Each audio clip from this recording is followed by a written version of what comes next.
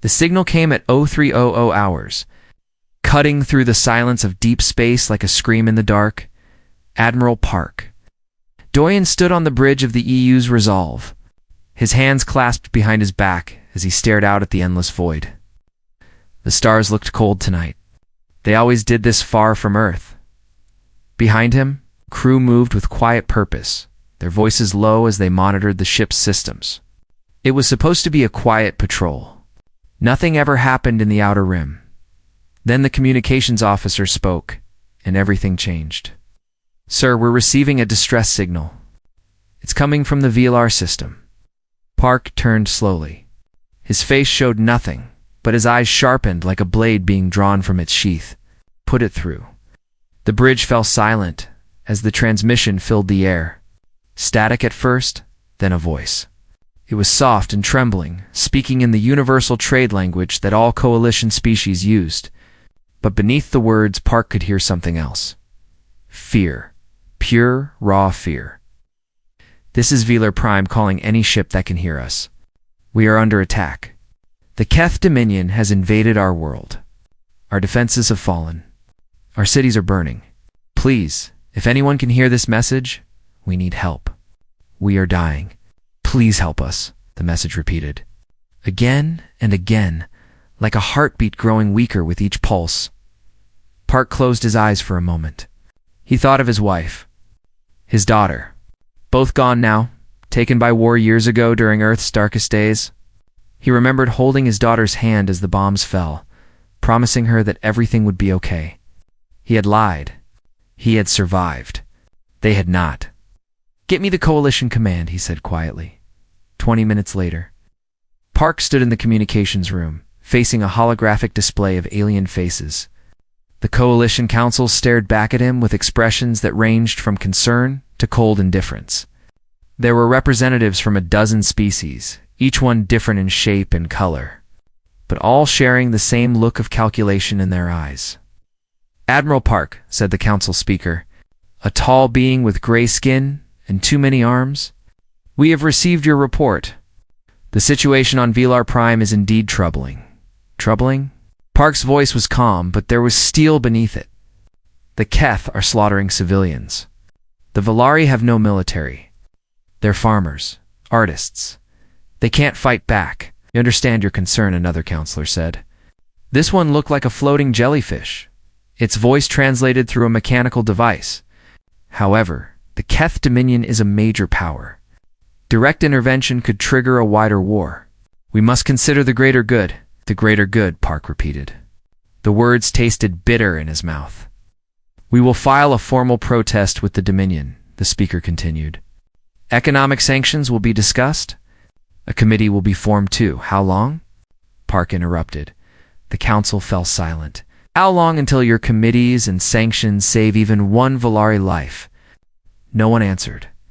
They didn't need to. Park already knew. By the time the coalition acted, Velar Prime would be ash in memory. "Then humanity will go alone," Park said. The council members shifted uncomfortably. One of them, a creature that looked like a giant insect, leaned forward. "Admiral, we must advise against this. The Keth outnumber your fleet significantly. This would be unwise." Park smiled, but there was no warmth in it. "We're humans. We've never been wise. But we've always been stubborn." He cut the transmission. Back on the bridge, his officers were waiting. Lieutenant Commander Yunari stood at the tactical station, her dark eyes fixed on him with quiet intensity. She was young, brilliant, and utterly unshakable. Park had seen her navigate through asteroid fields while under fire without breaking a sweat. "You heard?" he asked. "The whole ship heard, sir." Nari's fingers moved across her console, pulling up star charts and fleet positions. "The VLR system is 3 days away at maximum speed. The Keth have approximately 400 ships in the blockade. We have 12. Those are bad odds. It's terrible odds," Nari agreed. "But I've already plotted 3 different approach vectors that could give us the element of surprise." Park looked around the bridge. Every officer had stopped what they were doing. They were all watching him, waiting. He saw no fear in their eyes, only determination. These were humans. children of a world that had tried to kill them every single day of their existence. They had evolved on a planet with crushing gravity, extreme temperatures, and predators around every corner. The galaxy called Earth a death world. They called humans Deathworlders. Most species meant it as an insult. Humans had learned to wear it as a badge of honor. "Open a channel to the fleet," Park ordered. The communications officer nodded. "Channel open, sir." Park took a breath. "All ships, this is Admiral Park. By now, you've heard the distress signal from Viller Prime. You know what's happening there. You also know that the Coalition has chosen to do nothing." He paused, letting the words sink in. "I'm not going to order any of you to follow me. This is not our fight. The Villari are not our people. The smart thing to do would be to turn around and go home." Silence stretched across the void between ships. But I keep thinking about that voice in the transmission. Someone's mother. Someone's daughter. Crying out for help while her world burns. And I think about what it means to be human. We didn't survive Earth by being careful. We survived by being too stubborn to die and too angry to quit. We survived by protecting our own. His voice hardened. Today, the Villari are our own. Anyone who wants to join me, set course for the VLR system. Anyone who doesn't, I won't blame you. But I'm going. One by one, the ships of the Third Fleet reported in. Every single one. Nari looked up from her console with something like pride in her eyes. "All ships are with you, Admiral." Park nodded slowly. "Then let's remind the galaxy why they fear us. All ships engage jump drives. We're going to war." The fleet moved as one, their engines burning bright against the darkness. 12 ships against 400. Madness by any logical standard. But humans had never been logical. They had survived ice ages and plagues, world wars and near extinction. They had clawed their way out of the mud and reached for the stars with bloody hands. And now, somewhere in the darkness, a gentle species was crying for help. They didn't know it yet. Their prayers had been answered. The Deathworlders were coming. Admiral. Park stood at the viewport as the stars stretched into lines of light. He thought of the Villari huddled in their burning cities, wondering if anyone would come. He thought of his daughter and the promise he had broken. "Not this time," he whispered to himself. "This time we answer." The use resolve vanished into hyperspace, and the hunt began. Luna Station hung above Earth like a silver crown, its massive shipyard stretching across the void like the arms of a metal giant. Thousands of lights blinked along its surface, and the constant movement of ships made it look alive. This was humanity's heart in space, the place where their greatest weapons were born.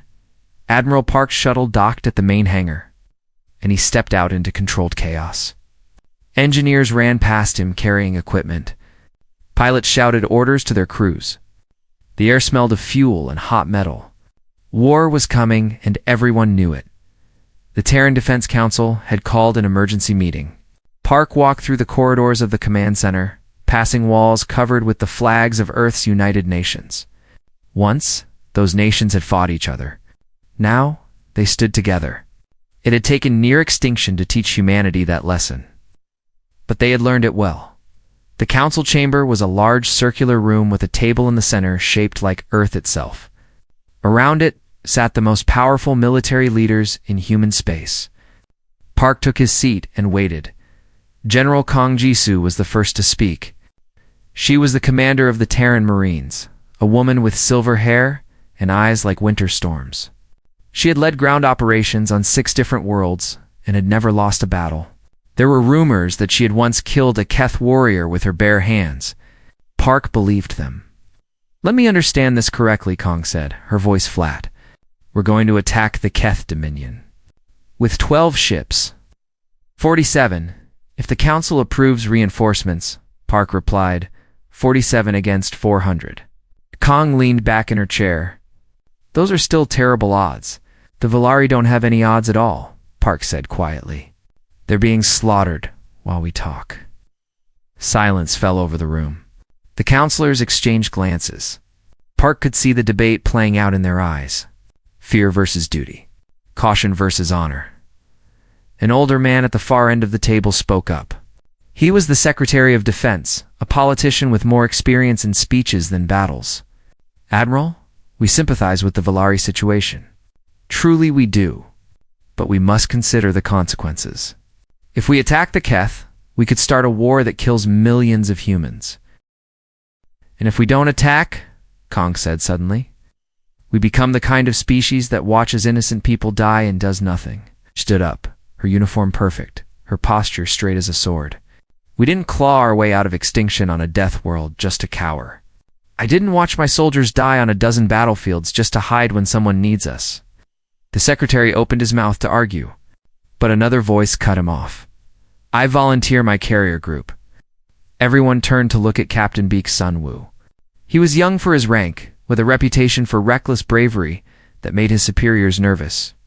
He had survived 17 combat missions that should have killed him. Some people called him lucky. Others called him crazy. He just smiled and kept flying. "The Thunderbolt and her escort ships will go," Sun Wu continued. "That's another 15 ships.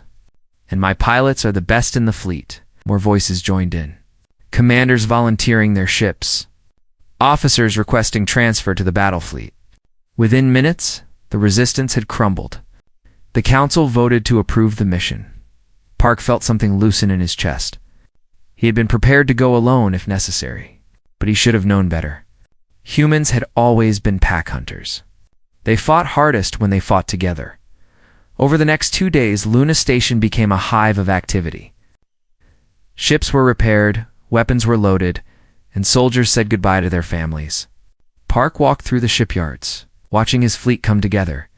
He found Dr. Han Sora in the medical bay of the Resolve, preparing supplies for the wounded they would certainly have. She was a small woman with gentle hands and kind eyes, but Park knew there was steel beneath her softness. She had worked in war zones across 3 systems, saving lives that others had given up on. Dr. Park said, entering the bay, "I need your expertise." Sora looked up from her work. "Medical or scientific?" "Both. What do you know about the Keth?" She set down her equipment and pulled up a holographic display. An image of a Keth warrior appeared, 7 feet tall with armored scales and 4 arms. "They looked like nightmares given flesh, cold-blooded," Sora explained. "They come from a warm, stable world with little environmental variation. Their bodies are optimized for steady conditions. They're strong and tough, but slow to adapt to changes." Weaknesses. Temperature extremes disrupt their coordination. Rapid environmental shifts confuse their nervous systems, and their eyesight is poor in low light. Also, they're not used to enemies who keep fighting when injured. Most species retreat when hurt.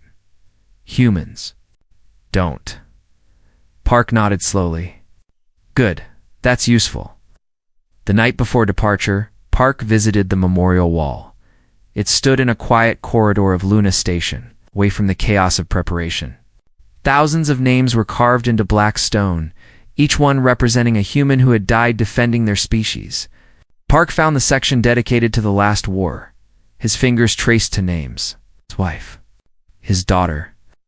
"I'm going back to war," he said softly, as if they could hear him. "I know you'd probably tell me to be careful, but there are people dying, and I can help. I have to help." He pressed his palm against the cold stone. "I'll make you proud. I promise." Footsteps approached behind him. He didn't turn. "Admiral," was Lieutenant Commander Neris's voice. "The fleet is ready." Park took one last look at the names, then turned to face her. "How many ships?" 47 warships, 12,000 Marines, 200 fighter squadrons. Neri's expression was serious. "We're still outnumbered 8-1. 8-1, Park repeated. He thought about what Sora had said. About human stubbornness. About refusing to retreat. "We've faced worse odds, have we?" Park smiled slightly. "Probably not. But we'll manage." They walked together to the main hangar, where the shuttle waited to take them back to the Resolve. The ship looked different now, armed and armored for battle. Her hull gleamed under the station lights, and her weapons systems hummed with deadly potential. General Kong was waiting at the airlock with her Marine commanders. She gave Park a sharp nod. "My troops are loaded and ready. We'll hit the ground hard and fast. Keep them alive, Park said. I always do. Kong's eyes softened for just a moment. Bring us home, Admiral. I'll do my best. The fleet departed Luna Station in perfect formation. 47 ships, their engines burning like stars against the darkness.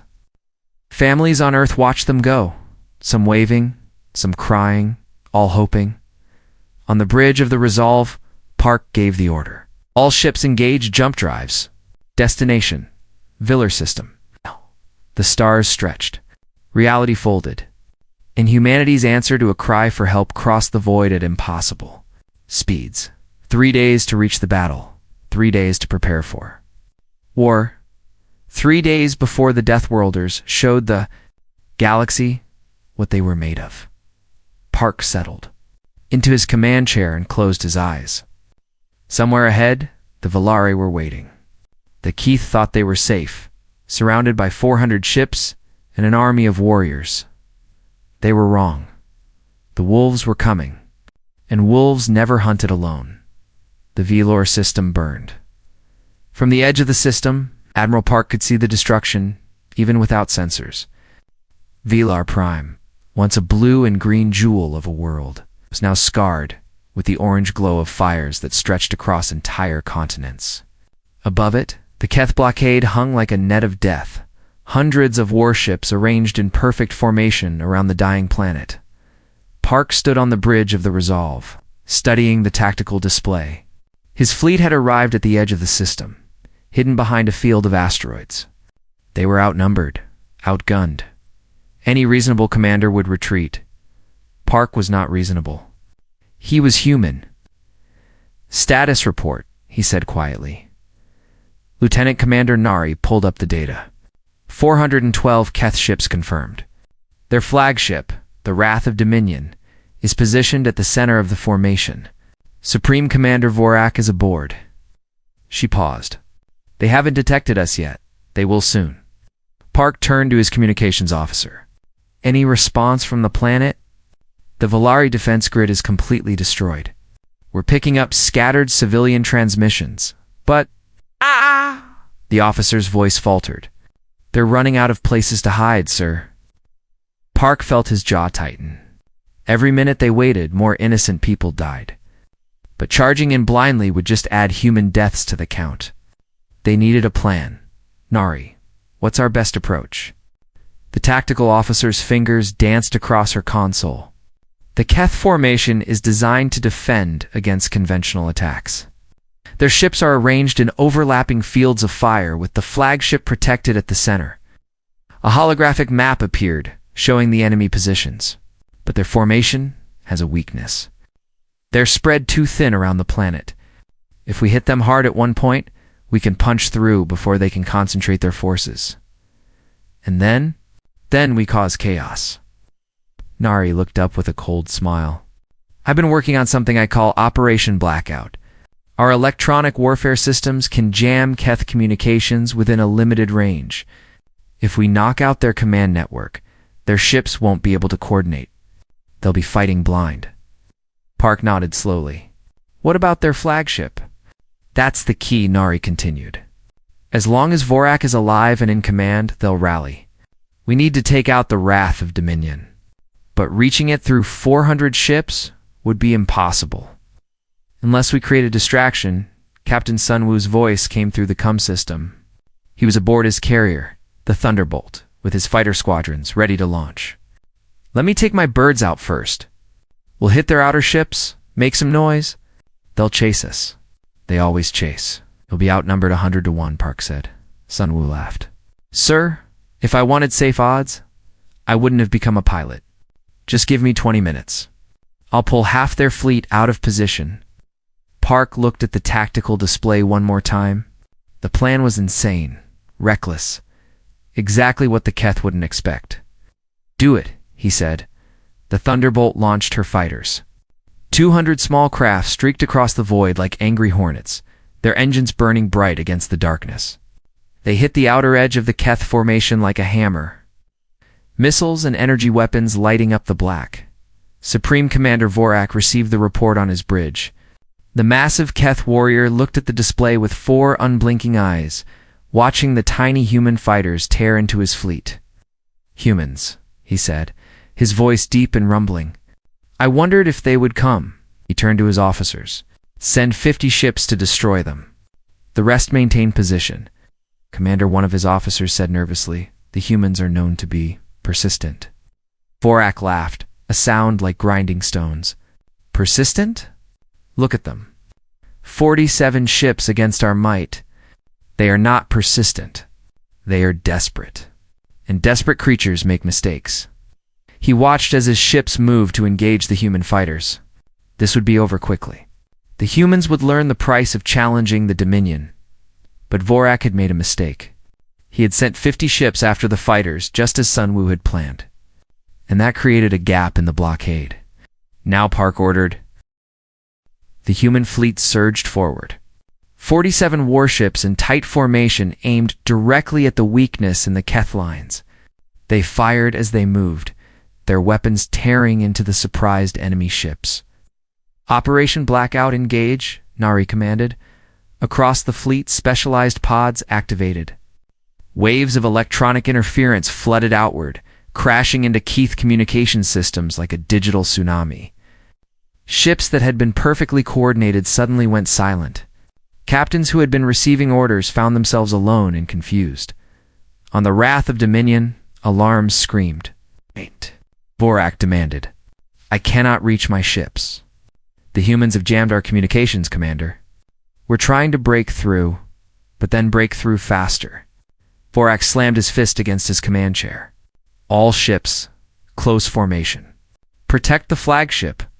But his orders didn't reach his fleet.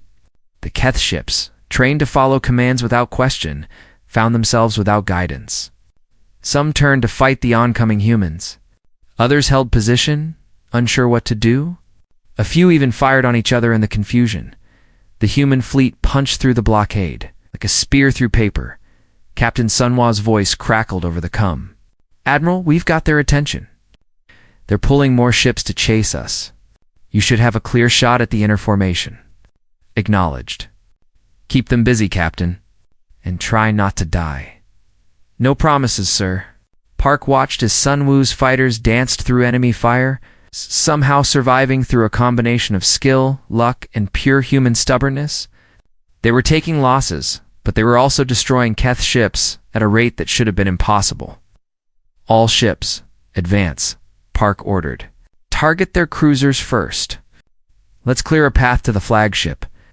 The battle became a storm of fire and light. Human ships moved with speed and aggression that the Keth couldn't match. Where the Keth relied on careful formations and coordinated attacks, the humans adapted instantly to changing conditions. Each captain made independent decisions, exploiting opportunities the moment they appeared. On the bridge of the Resolve, an alert sounded. A Keth cruiser had broken through their defensive line and was heading straight for them. "Collision course," Nari reported, her voice tight. "They're going to ram us." "At!" Park didn't hesitate. "All weapons, concentrate fire." "Helm, hold position, sir. We should evade. Hold position." The Resolve opened fire with everything she had. Missiles, energy beams, projectile weapons, all focused on the incoming cruiser. The Keth ship's shields flickered, failed, and then the cruiser itself began to break apart under the assault. It exploded less than 100 meters from the Resolve, close enough to rock the ship with the shockwave. "Damage report," Park said calmly. "Minor hull damage. All systems operational." Nari looked at him with something like wonder. "That was insane, sir. That was human." Park allowed himself a small smile. "Now let's finish this. Where's the flagship?" The tactical display updated. The Wrath of Dominion was pulling back, trying to reorganize its scattered forces. But it was too late. The human fleet had cut through the blockade and was closing in. "All ships," Park said, his voice carrying across the fleet. "We have them on the run. Don't let them recover.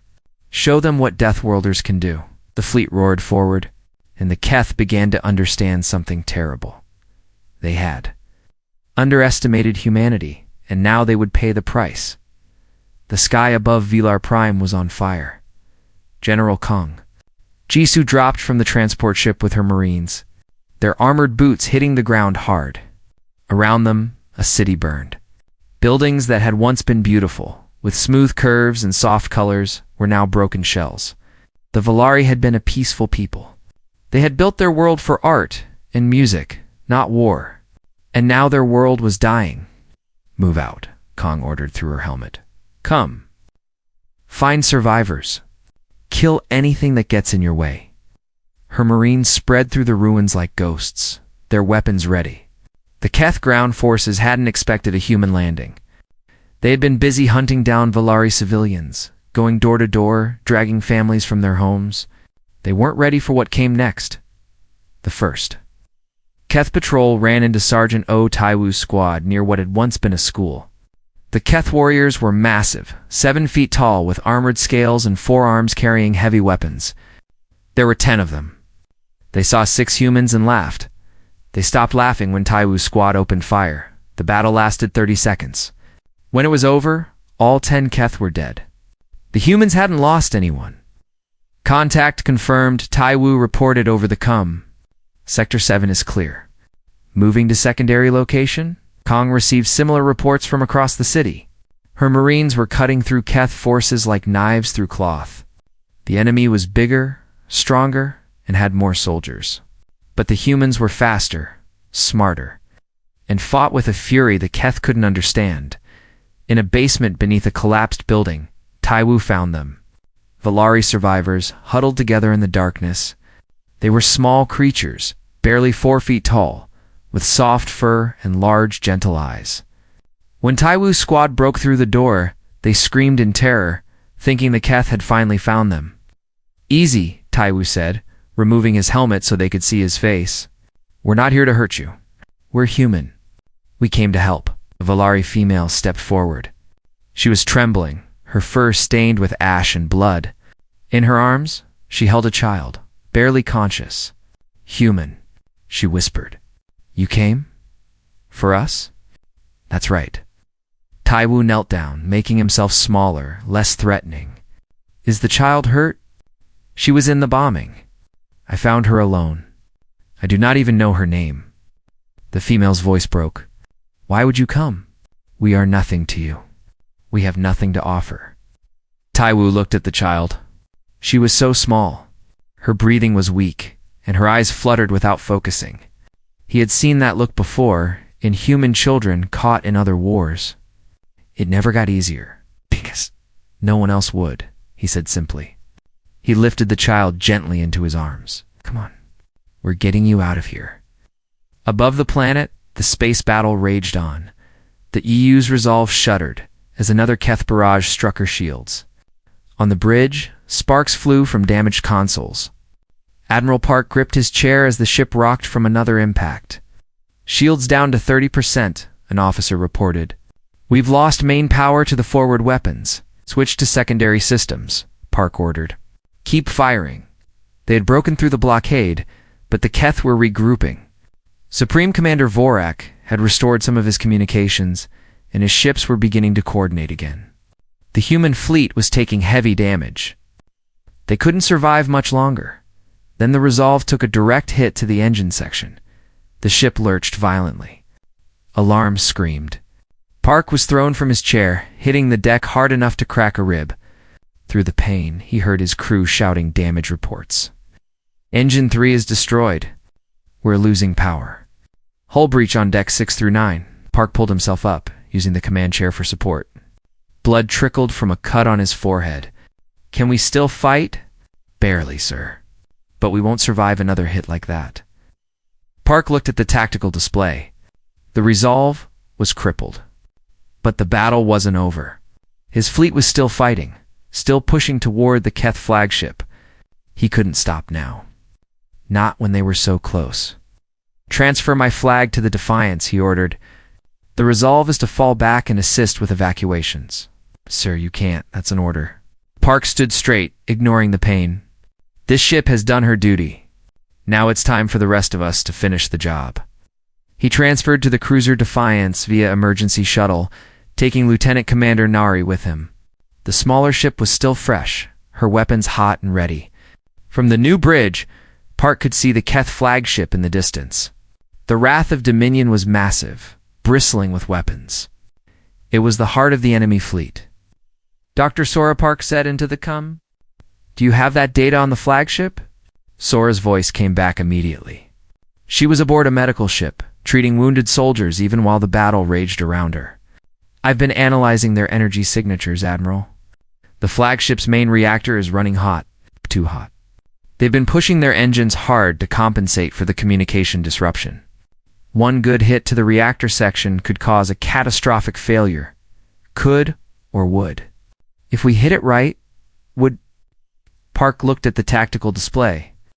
The flagship was surrounded by escort ships. Getting close enough to target the reactor would mean flying through a wall of fire. It was a suicide run. I'll do it, Captain Sun Wu's voice cut through the com. His fighter squadron had taken brutal losses. Of 200 pilots, fewer than 80 remained, but Sun Wu was still flying, still fighting. Sir, my squadron can punch through their escorts. We've got enough missiles left for one good strike. You won't survive that approach, Park said quietly. Maybe not. The Sun Wu's voice was calm, almost peaceful. But I've been living on borrowed time for years. If this is where I pay it back, I'm okay with that. He paused. Just promise me one thing. Make sure the Valari are safe. Make sure this meant something. Park closed his eyes. He thought of all the soldiers who had already died in this battle. He thought of his family. He thought of every human who had ever sacrificed themselves so others could live. It will mean something, he promised. I swear it. Sun Wu's remaining fighters formed up. 80 pilots facing an enemy armada. They knew they were going to die. They flew anyway. All wings, follow me, Sun Wu said. Let's show these cold-blooded bastards how humans say goodbye. It hit the Keth formation like a thunderbolt. Ships exploded around them. Pilots died screaming. But they kept going, pushing through fire and death toward the flagship. Sun Wu led from the front, his fighter dancing through enemy fire with impossible grace. He reached the flagship. His targeting computer locked onto the reactor section. He fired everything he had. Then his fighter disappeared in a ball of white light on the Wrath of Dominion. Supreme Commander Vorak barely had time to register the incoming missiles before they struck. The ship's reactor, already unstable, went critical. The explosion was visible across the entire system. A new sun bloomed in the darkness, consuming the flagship and everything near it. When the light faded, the Wrath of Dominion was gone, and with it, Supreme Commander Vorak and the heart of the Keth Command. On the Defiance, Park watched in silence. Status of Captain Sunwall's squadron? Nari's voice was hollow. 32 survivors, sir? The captain. The captain didn't make it. Park bowed his head. Another name for the memorial wall? Another hero gone? But the battle was turning. Without their flagship, without their commander, the Keth were falling apart. Human ships pressed the advantage, driving the enemy back. On the ground, General Kang received the news. She looked up at the burning sky and saw the flash of the explosion. She didn't know who had made the sacrifice, but she knew what it meant. All units, she ordered. Push forward. We're ending this today. The wolves had paid in blood. Now, they would collect their victory. The Keith ran. It took 6 more hours of fighting. But when the last enemy ship jumped out of the system, a strange silence fell over Velar Prime. The blockade was broken. The invasion was over.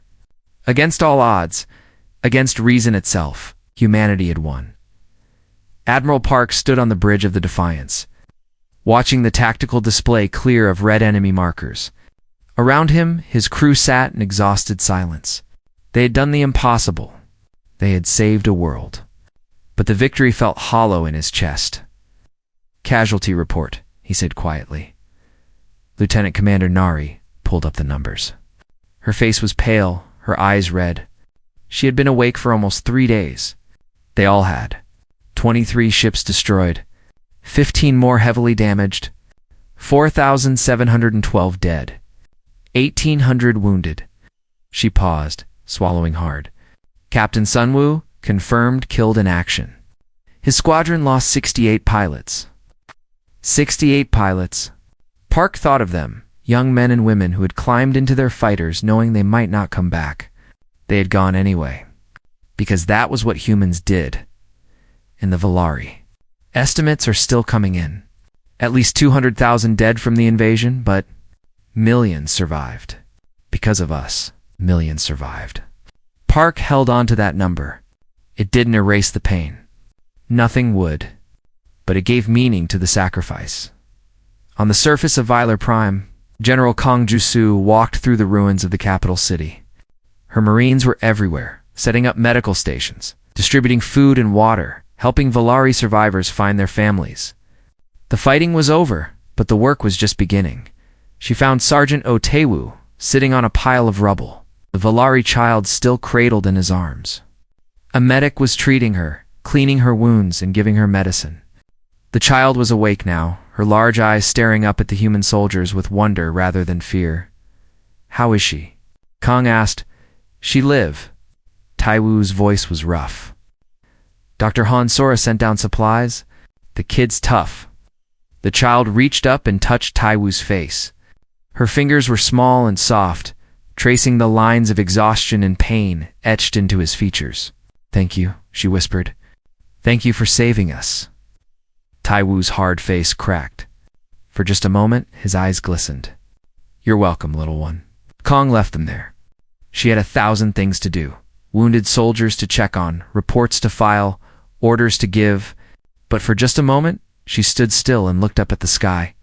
Somewhere up there, the fleet was holding position. Guarding the planet they had bled to save, 63 Marines had died under her command. 63 names she would carry for the rest of her life. She had memorized every one. "We did it," she said quietly, to herself, to them. "We saved them." 3 days later, the Galactic Coalition finally responded. Their diplomatic ships arrived at the edge of the system. Cautious and slow, keeping their distance from the battered human fleet. Admiral Park received their transmission on the bridge of the Defiance. Now serving as his flagship, while the Resolve underwent emergency repairs, the council speaker appeared on the view screen. His gray face, carefully neutral. "Admiral Park, the Coalition congratulates you on your successful operation. We are prepared to send humanitarian aid to Vilar Prime." "Humanitarian aid," Park repeated. The words sounded strange in his mouth. "Where was your aid when the Keth were burning cities? Where was your aid when millions of Valari were dying?" The speaker shifted uncomfortably. "Admiral, you must understand our position. The political complications, I understand your position perfectly." Park's voice was cold. "You were afraid. The Keth were strong, and you were afraid of what would happen if you stood up to them. So you did nothing. That is not, but humans aren't afraid." Park stepped closer to the view screen. "We've been afraid before. We've faced extinction on our own world. We've fought wars that nearly destroyed us. And we learned something from all that suffering. We learned that there are things worth dying for. Protecting the innocent is one of them." The speaker was silent. "You called us monsters," Park continued. "Deathworlders. Perhaps you were right. But today, those monsters answered a cry for help when no one else would. Remember that? And remember this. The next time someone calls for help, we'll answer again. Whether you approve or not," he cut the transmission. Nari looked at him with something like pride. "That was diplomatic. I'm a soldier, not a diplomat." Park allowed himself a tired smile. "Let them send their aid. The Valari need it. But we're staying until they're back on their feet." A new transmission came in. This one was from the surface. The Valari ambassador appeared on screen. She was small and fragile looking, with fur the color of autumn leaves and eyes that shimmered with tears. Behind her, Park could see human Marines helping Valari refugees, soldiers carrying children, medics treating the wounded. "Admiral Park," she said, her voice trembling. "I do not have the words. In all our history, no one has ever. We never expected." She stopped, overwhelmed. "Why? Why did you come?" Park thought about the question. It was the same question the Valari child had asked Sergeant Taiwu. The same question humans had been asked 100 times across 100 worlds. Why did they fight for strangers? Why did they die for people they had never met? Because you needed us, he said simply. That's all the reason we've ever needed. The ambassador bowed her head. Then on behalf of all Valari, I thank you. We will never forget what you have done. Humanity will always have a place in our hearts. Park nodded. Take care of your people, Ambassador. We'll be watching over you until you're ready to stand alone. Later that night, Park walked through the corridors of the Defiance. The ship was quiet. Most of the crew was sleeping, recovering from days of battle. But Park couldn't rest. Not yet. He found a viewing port and stood there, looking out at Vilar Prime. The fires were dying.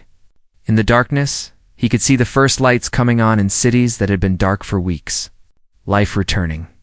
Hope returning, his datapad buzzed. A message from General Kang. Names confirmed for the memorial wall, 63 Marines. 68 pilots? 4,581 Navy personnel. I'll be escorting them home personally. Park closed his eyes. So many names. So many empty chairs at dinner tables across Earth and its colonies. Parents who would never see their children again. Children who would grow up without their parents. But millions of Valari would live because of those sacrifices. Millions of stories would continue. Millions of families would stay together. That was the human way. Pay in blood for someone else's tomorrow. His datapad buzzed again. This time, it was from deep space. Another signal. Another transmission cutting through the void. Another SOS.